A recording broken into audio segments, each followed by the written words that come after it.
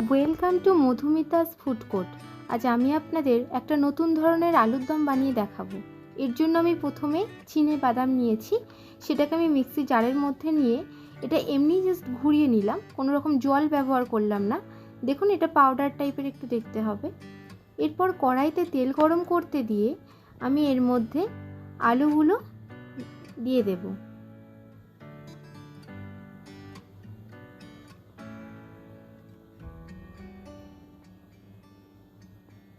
আলুগুলো সব দিয়ে এগুলোকে ভালো করে ফ্রাই করে নেব। এর মধ্যে আমি সামান্য হলুদ এবং নুন দিয়ে দিলাম।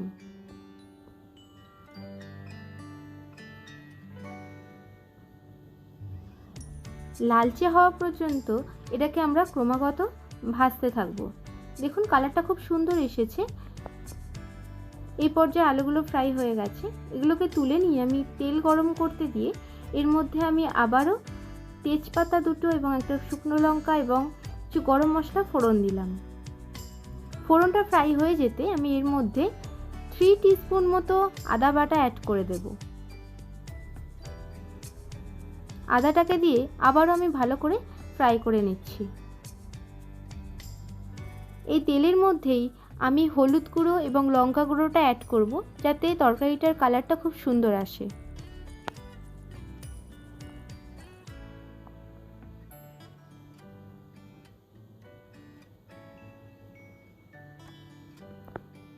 একে একে লঙ্কা গুঁড়ো এবং হলুদ গুঁড়ো মিশিয়ে দিয়েছি, দিয়ে সামান্য ফ্রাই করে নিলাম।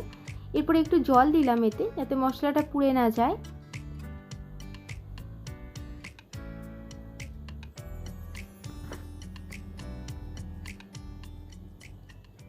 সামান্য নেড়ে চেড়ে আমি এর মধ্যে যে টমেটো নিয়েছিলাম সেই টমেটো পিউরিটা অ্যাড করে দেব। আমি এখানে একটা বড় সাইজের টমেটো নিয়েছিলাম, সেটা পিউরি করে রেখেছিলাম, সেটা দিয়ে দিলাম। এরপর আমি এর মধ্যে অ্যাড করে দেব লাল লঙ্কার গুঁড়ো। আপনারা আপনাদের পছন্দ অনুযায়ী ঝালটা দেবেন। আমি এখানে 2 টিস্পুন মতো লাল লঙ্কার গুঁড়ো ব্যবহার করেছি। দিয়ে মশলাটাকে আবার আমি ভালোভাবে ফ্রাই করে নেব। এরপর আমি এর মধ্যে যে চিনেবাদামটা যেটা পেস্ট করে রেখেছিলাম, ড্রাই অবস্থায় রেখেছিলাম, তো সেটা দিয়ে দিলাম আমি এখানে পুরোটাই। আমি এখানে 50 গ্রাম মতো বাদাম ব্যবহার করেছি।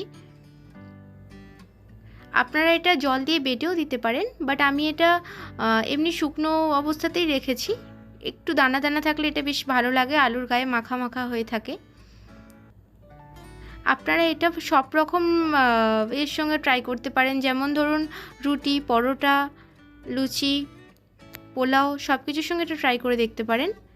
এটা অসম্ভব সুন্দর লাগে খেতে।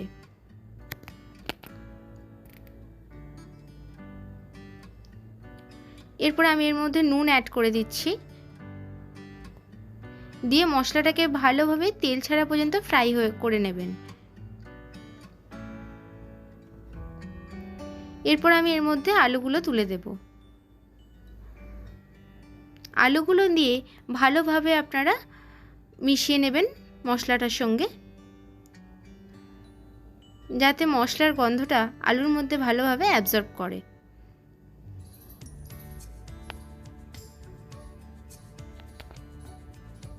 এরপর আমি এখানে পরিমাণ মতো জল ব্যবহার করছি। জলটা আপনারা একটু বেশি দেবেন, নাহলে আলুটা কিন্তু সিদ্ধ হবে না। যেহেতু আমি এখানে গোটা আলু ব্যবহার করেছি, তাই আমি জলের পরিমাণটা একটু বেশি দেব।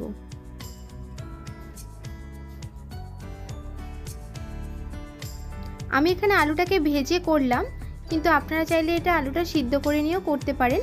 তবে আলুটা ভেজে করলে এই তরকারিটার স্বাদ খুব সুন্দর আসে। এরপর আমি 15 মিনিটের জন্য এটাকে কুক করে নিয়েছি। আমি তারপরে ফিরে এলাম। দেখুন আলুটা এখন আমার পুরোপুরি সিদ্ধ।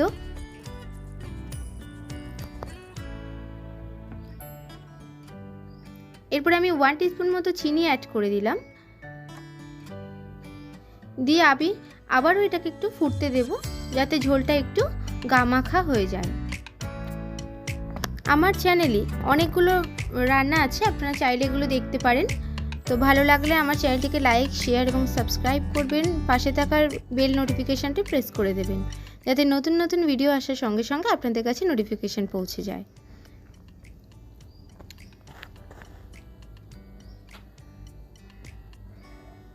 এই পর্যায়ে এটা অনেকটাই হয়ে এসেছে। এরপরে আমি এতে গরম মশলা অ্যাড করে দেব 1 টিস্পুন।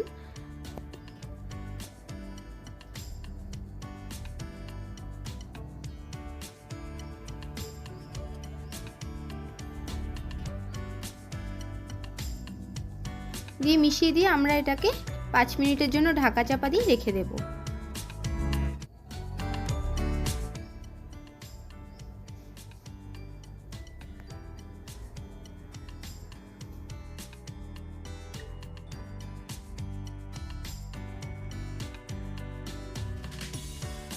আবার আপনাদের সঙ্গে দেখা হচ্ছে নেক্সট ভিডিওতে নতুন কিছু রেসিপি নিয়ে।